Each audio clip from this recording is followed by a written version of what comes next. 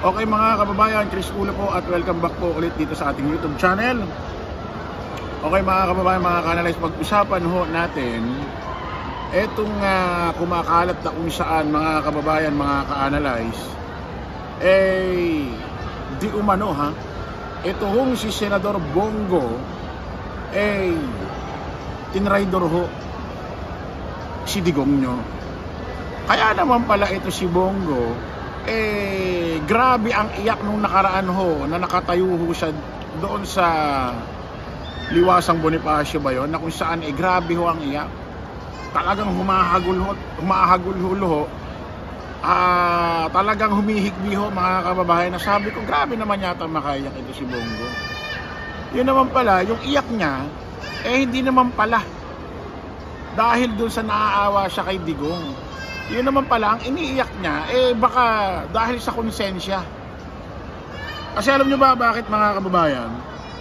Meron hong kumakalat na isang screenshot na kung saan, screenshot ho ng text, ayan o. Na kung saan mga kababayan, basahin natin, salitang Bisaya po mga kababayan Ang sabi, sabi nung kausap niya, Senator, mayang buntag, ready na, deploy na.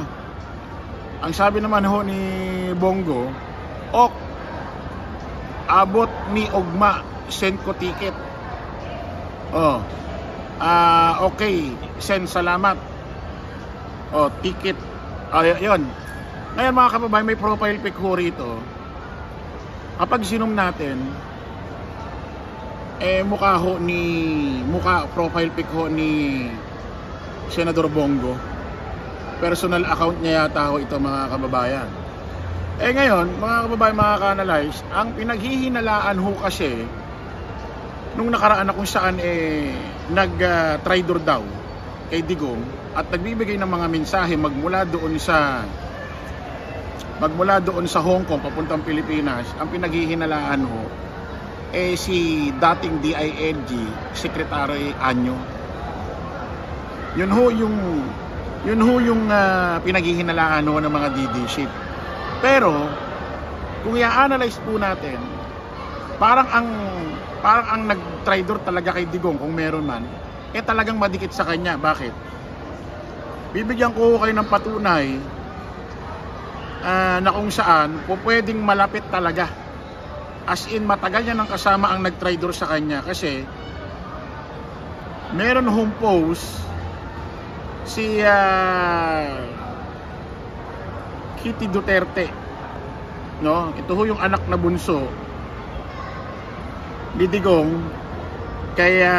dito kay Miss Pokpok, si Hanilet. Kaya ho Miss Pokpok namukpok ho ng cellphone ito doon sa babaeng pulis na kung saan nando doon ng mga panahon na inaaresto ng CIDG PNP kasama si General Torre itong si Digong.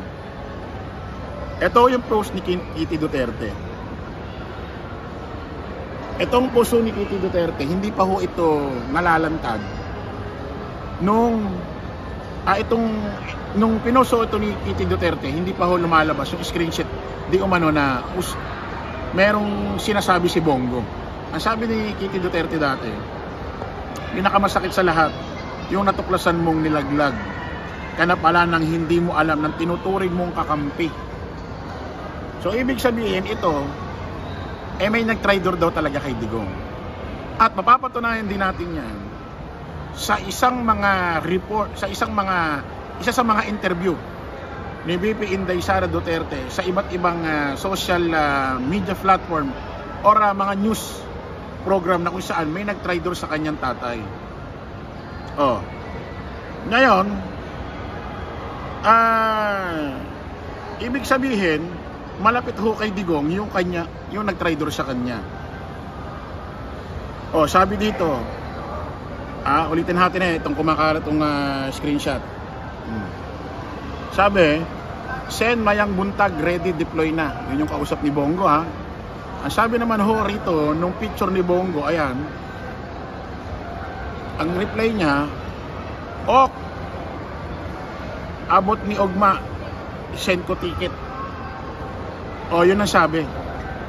At mga kababayan, meron hong press conference kanina lamang ho si dating Secretary Sal Panelo, o dating niyang legal counsel ni Digong. Ito si ito si Sal Panelo.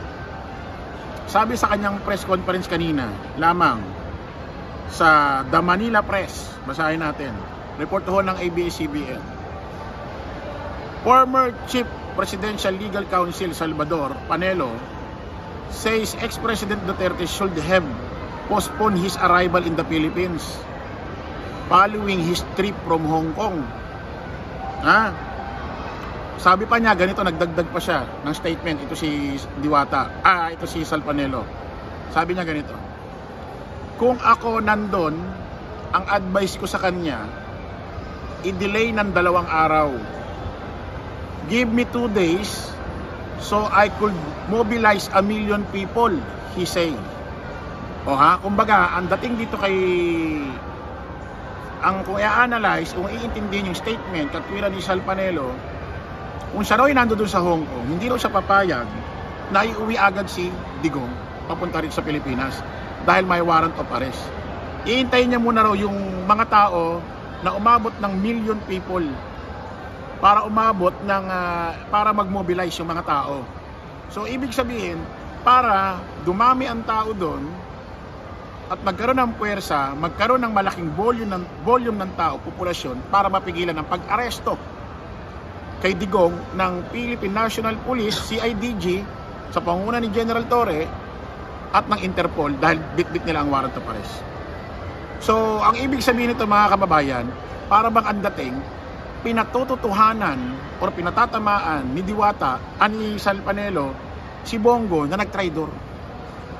Ibig sabihin yung kay Sec Anyo, wala, bintang lang. Kumbaga hinala lang nila. Kasi malaki ebidensya rito Kasi Bongo, kung sakaling, syempre di mo aaminin ito, sasabihin mo fake news.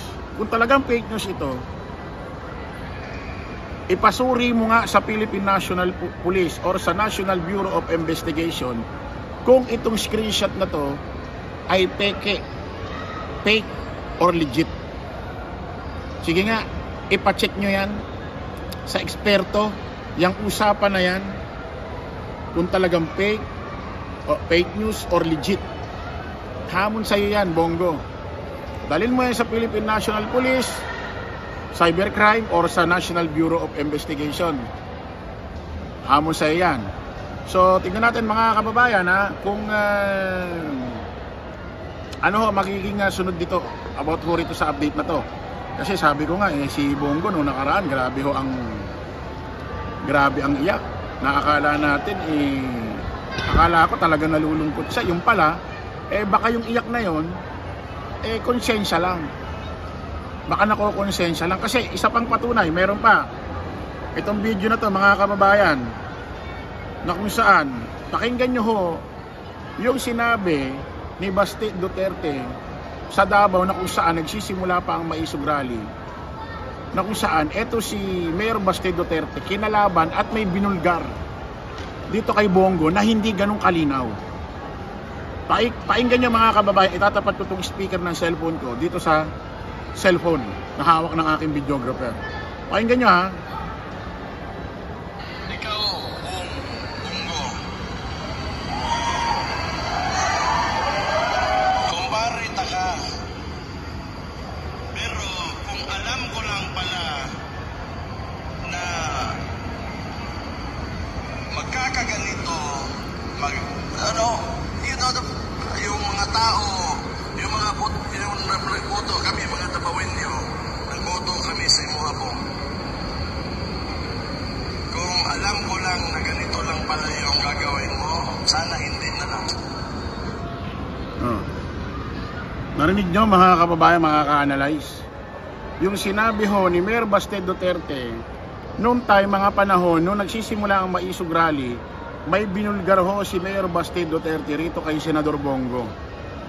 na kung saan hindi niya binibigyan ng linaw kung ano mang issue yun. Pero kung iintindi niya, analyze natin yung pananalita ni Mayor Baste Duterte rito, parang meron siyang gustong ibulgar about dito kay Senador Bongo at meron siyang nadiskubre. Banggitin natin ulit ha. Ano sabi rito? Ikaw, Bongo,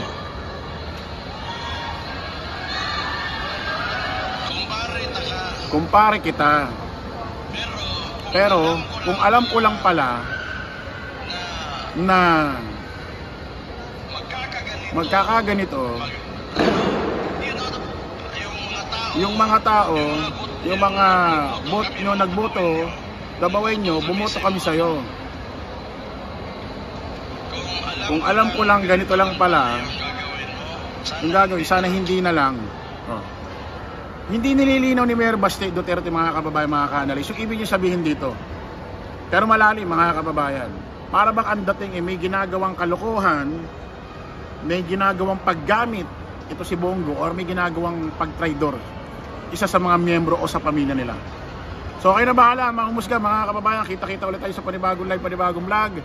Paalam po pansamantalangan yung lingkod dos Chris Ulo. Lagi natin tatandaan doon, follow the majority, follow the right. Maraming salamat, kita-kits mo tayo ulit. Babi po.